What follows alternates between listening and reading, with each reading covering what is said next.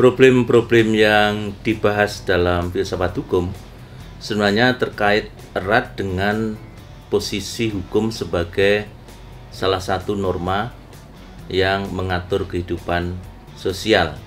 Namun perlu diketahui bahwa norma hukum itu tidak sendirian dalam mengatur tata kehidupan relasi antar individu, antar kelompok dalam masyarakat. Selain ada norma hukum, ada norma agama yang kita mungkin lebih sering punya masalah dengan norma agama itu dalam relasi sosial. Kemudian ada norma sopan santun. Kemudian ada norma etis yang nanti itu baik dan buruk secara moral. Dan kemudian ada norma hukum. Dan kemudian ada yang posisinya itu tak terlalu jelas, yaitu norma sosial yang sifatnya positif. Saya contohkan satu persatu. Norma agama misalnya, saya kira tidak boleh membunuh. Itu saya kira norma semua agama, universal. Mungkin, hanya mungkin dalam kasus-kasus khusus itu kemudian diperbolehkan membunuh, misalnya bagi eksekutor, petugas negara, dan sebagainya. Saya tidak mengatakan ada agama tertentu yang kemudian memerintahkan membunuh yang lain, karena sepemahaman saya norma agama terkait dengan membunuh itu tidak boleh, karena melampaui kewenangan Tuhan, katanya seperti itu. Atau misalnya tidak boleh mencuri. Itu baik norma agama, norma etika, norma sosial itu dan norma hukum itu tidak sama, intinya sama. Tidak boleh membunuh, tidak boleh mencuri. Mencuri itu artinya mengambil sesuatu yang bukan miliknya. Nah, ini termasuk mencuri gagasan yang sekarang baru tren di dunia akademik. Nah, kemudian selain mencuri apalagi ya? Mungkin menyiksa, tortur.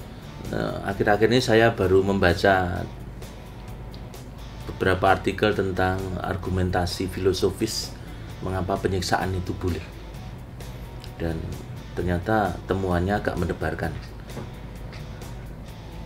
Kemudian yang lain misalnya berbohong. Agama membolehkan? Mungkin tidak. Etik? Ini jadi problematik. Kalau berbohong itu kemudian menyelamatkan nyawa orang, apakah itu jahat? Kemudian norma sosial, berbohong tapi kemudian itu menjaga kohesi sosial. Hukum, dalam kasus Jessica kemarin, kita sebagai orang awam sungguh bingung siapa ahli yang sebenarnya berbohong. Atau kalau ahli-ahli dari dua pihak itu tidak berbohong, persoalannya bagaimana kemudian verifikasi empiris sesuai dengan kategori ilmu yang ketat itu bisa hasilnya berbeda. Jadi disinilah sebenarnya sekali lagi norma hukum itu tidak sendirian dalam mengatur relasi antar individu maupun kelompok dalam masyarakat. Dan disitulah sebenarnya nanti problem-problem filsafat hukum, baik yang klasik maupun yang faktual sekarang itu berkembang dan muncul. Misalnya kalau bersentuhan dengan norma agama, muncul pertanyaan misalnya terkait dengan undang-undang pornografi, pornoasi. Pertanyaannya, kaidah moral yang mana? Kaidah moral siapa yang kemudian layak dan punya dasar filosofis untuk dijadikan dasar sebagai moral hukum? Apakah kemudian religi tertentu, pandangan budaya tertentu, atau bagaimana, atau kelompok masyarakat tertentu? bagaimana kemudian dengan kelompok masyarakat lain? Disinilah nanti kemudian problem relativisme etis itu juga punya pengaruh yang kuat terkait dengan hubungan antara moralitas dan hukum. Kemudian yang kedua, problem hukum bolehlah dikelompokkan dalam sebuah rangkaian problem yang terkait dengan apa hubungan hukum dengan kuasa politik. Apakah setiap orang itu kemudian atas nama hukum boleh memaksakan kehendaknya? Yang terakhir kita santer sekarang ini misalnya tuntutan dari sekelompok orang agar tersangka tertentu ditahan tanpa melihat sebenarnya delik aduan yang ada di situ ancamannya berapa tahun, dan itu terkait juga dengan perlu dan tidaknya ditahan. Itu tidak diperhatikan aspek formal seperti itu, tapi ada tekanan kuat yang kemudian tekanan itu mempengaruhi kuasa, yang di sini adalah kepolisian, yang kemudian menjadikan seseorang tersangka.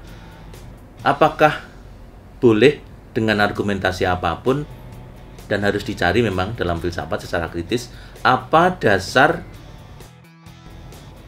seseorang, sekelompok orang, seseorang ini bisa yang memakai seragam, kemudian kepolisian dan sebagainya, kejaksaan itu atas nama negara kemudian boleh memaksakan aturan itu bisa ditegakkan, ataukah